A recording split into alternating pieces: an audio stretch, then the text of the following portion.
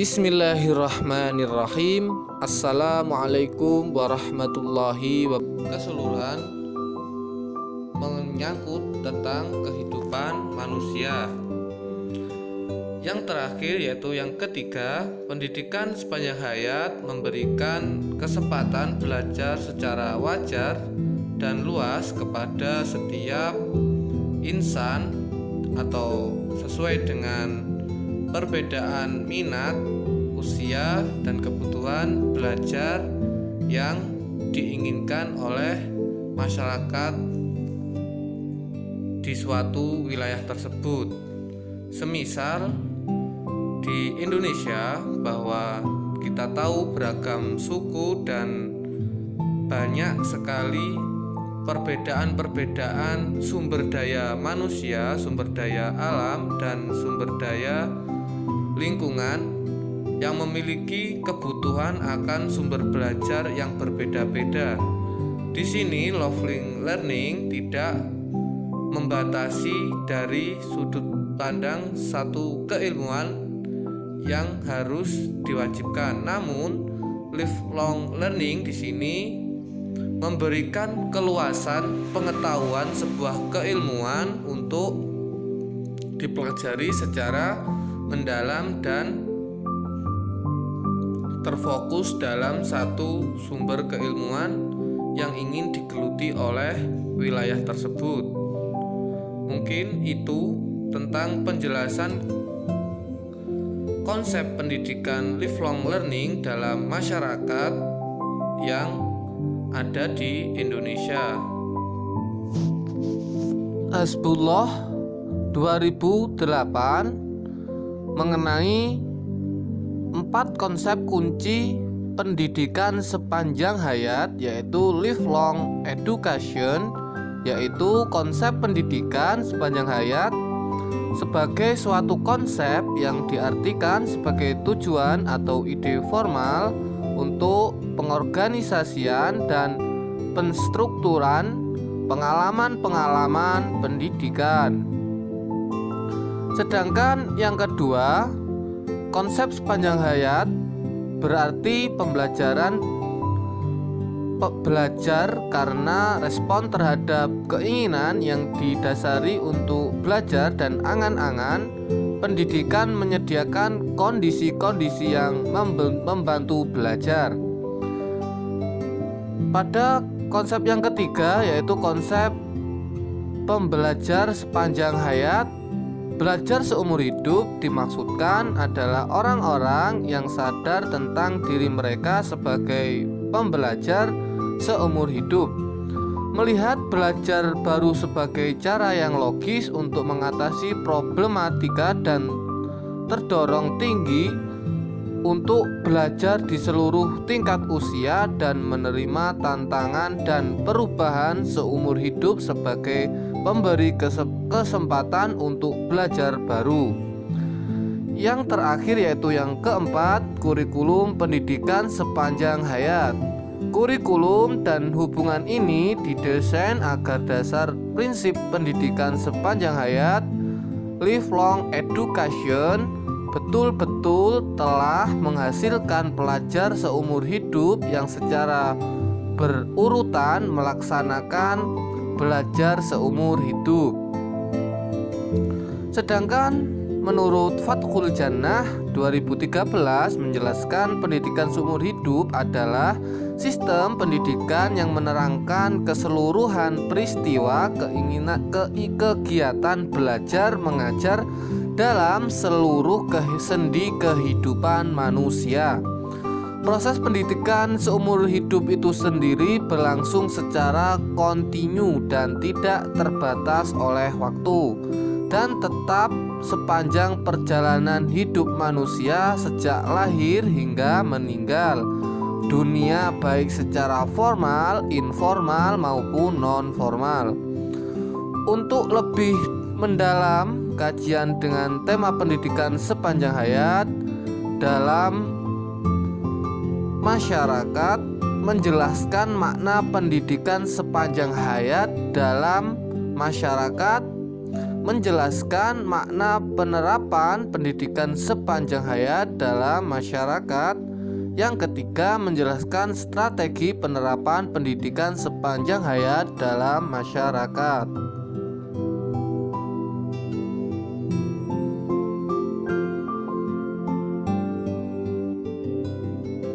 Yang selanjutnya adalah pendidikan lifelong learning dalam masyarakat. Adalah lifelong learning dalam pemberdayaan masyarakat. Perwujudan dalam lifelong learning di Indonesia telah dijamin dalam Undang-Undang tahun 2003 Pasal 5 UU Nomor 20 tentang Sistem Pendidikan Nasional.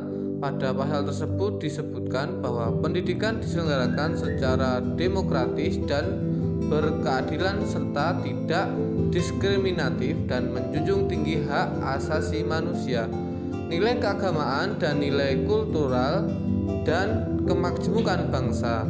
Ayat 1, pendidikan diselenggarakan sebagai suatu kesatuan yang sistematik dengan sistem terbuka dan multi makna. Ayat 2, pendidikan diselenggarakan sebagai suatu proses pembudayaan dan meningkatkan pengetahuan. Pemberdayaan peserta didik yang berlangsung sepanjang hayat.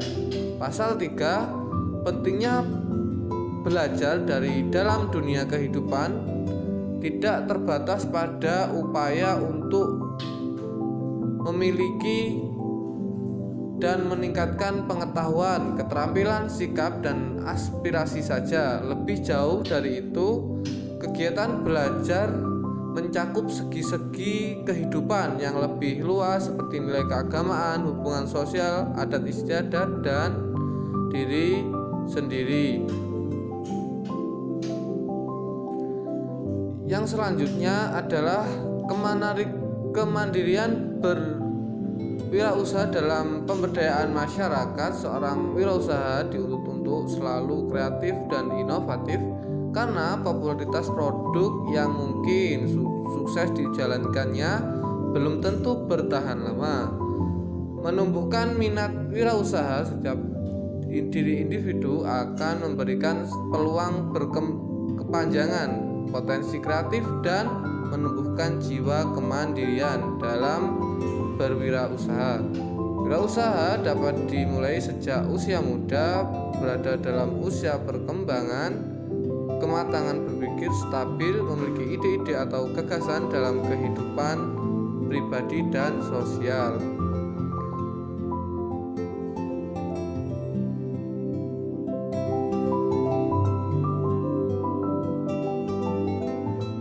Yang selanjutnya adalah urgensi lifelong learning dalam masyarakat. Prinsip-prinsip lifelong learning memiliki pola pikir yang tertata, yaitu dalam melakukan kegiatan termasuk belajar, kita harus memiliki pikiran seperti seorang ahli. Pikiran tersebut akan memberi peluang besar untuk menguasai ilmu pengetahuan. Yang kedua, membuat hubungan. Agar pengetahuan dapat berkembang, maka diperlukan penguasaan, pembuatan hubungan antara informasi yang satu dengan yang lain. Yang ketiga, fleksibel dan dapat beradaptasi dengan baik, yang artinya belajar adalah akibat adanya perubahan. Involved learner harus dapat beradaptasi dengan berbagai perubahan. Yang keempat, selalu mempelajari sesuatu, yang mana lifelong learning menyemakan otaknya dengan otot yang harus terus dilatih setiap hari secara rutin. Yang kelima, penuh rasa keingintahuan, yang mana artinya satu dari banyak pertanyaan menakjubkan yang sering dilontarkan oleh seorang lifelong learner adalah mengapa. Pertanyaan ini menggambarkan rasa keingintahuan yang besar. Yang keenam, cara belajar dengan banyak. Ada banyak cara yang dapat ditempuh untuk melakukan proses belajar, namun yang terbaik adalah memandukan berbagai langkah, misalnya saja dengan memaksimalkan membaca, mendengar, dan berbicara, bahkan praktek. Yang ketujuh, yang terakhir, menjadi sumber ilmu. Ada banyak yang dapat diperoleh dengan menjadi sumber ilmu selain pemahaman lebih mendalam, ilmu pengetahuan yang dimiliki semakin terasa. Yang terakhir adalah referensi yang saya ambil. Yang pertama dari Muhammad Yunus dan Agus Wedi, konsep dan penerapan pendidikan sepanjang hayat dalam keluarga. Yang kedua, Zayah binti Kasian dan Abdul Rozak bin Ahmad yang berjudul Pembelajaran Evaluasi Internet dalam Pembelajaran Sepanjang Hayat. Yang ketiga, nilai harmonis lifelong learning dalam pemberdayaan masyarakat untuk kemandirian berwirausaha. Yang terakhir yaitu yang keempat, Tri Adiyatno yang berjudul Konsep Pendidikan Pranatal, Postnatal, PON, dan Pendidikan Sepanjang Hayat. Mungkin itu yang ini saya mengaturkan. Banyak terima kasih kepada teman-teman dan segenap yang menonton video ini. Apabila ada kurang lebihnya, saya mohon dimaafkan. Wabillahi taufik wal hidayah. Wassalamualaikum warahmatullahi wabarakatuh.